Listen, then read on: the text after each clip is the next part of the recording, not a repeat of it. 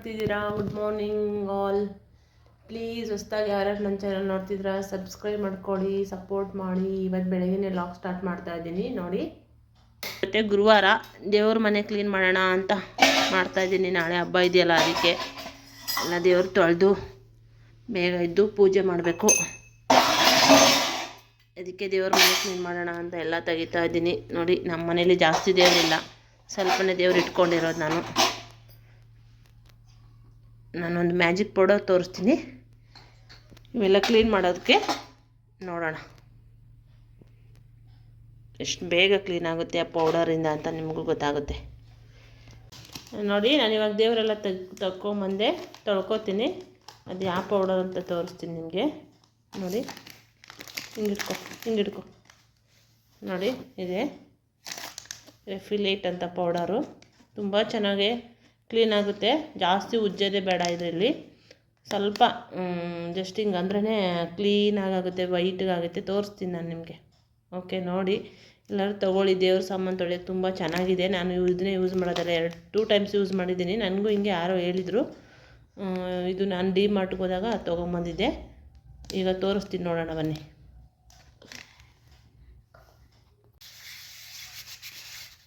ನೋಡಿರಿ ಎಷ್ಟೆಲ್ಲ ಕಪ್ಪಗಿದೆ.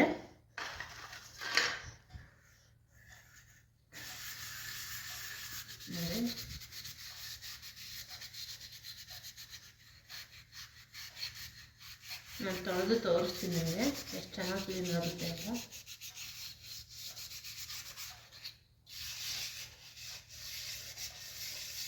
ತುಂಬ ಚೆನ್ನಾಗಿದೆ ಪೌಡರ್ ಮಾತ್ರ.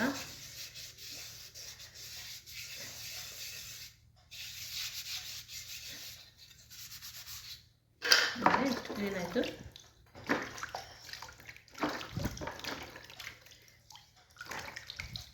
ನೋಡಿ ಎಷ್ಟು ಚೆನ್ನಾಗಾಯಿತು.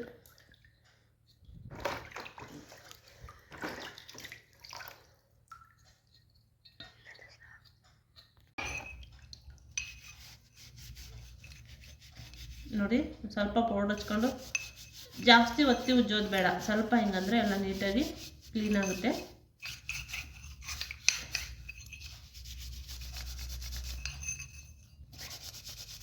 ಜಾಸ್ತಿ ಟೈಮು ಹಿಡಿಯಲ್ಲ ನಮಗೆ, ಬೇಗನೆ ಕೆಲಸ ಆಗೋಗುತ್ತೆ. ತೋರಿಸ್ತೀನಿ ನಿಮಗೆ ತೊಳೆದಿದ್ದನ್ನು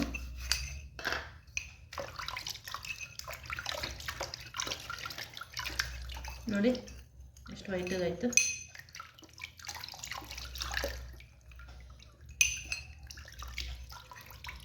ಎಣ್ಣೆ ಜಿಡ್ಡು ಕಲೆ ಎಲ್ಲ ಹೊಟ್ಟೋಗುತ್ತೆ ಈ ಪೌಡರಲ್ಲೇ.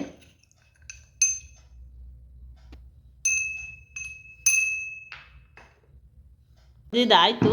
ಇವಾಗ ನೋಡಿ, ಇನ್ನೊಂದ್ಸರಿ ಬೇರೆ ನೀರಲ್ಲಿ ತೊಳೆದು ಇಡ್ತಾ ಇದ್ದೀನಿ. ನೋಡಿ ಎಷ್ಟು ಚೆನ್ನಾಗಿ ಕ್ಲೀನಾಗಿದೆ.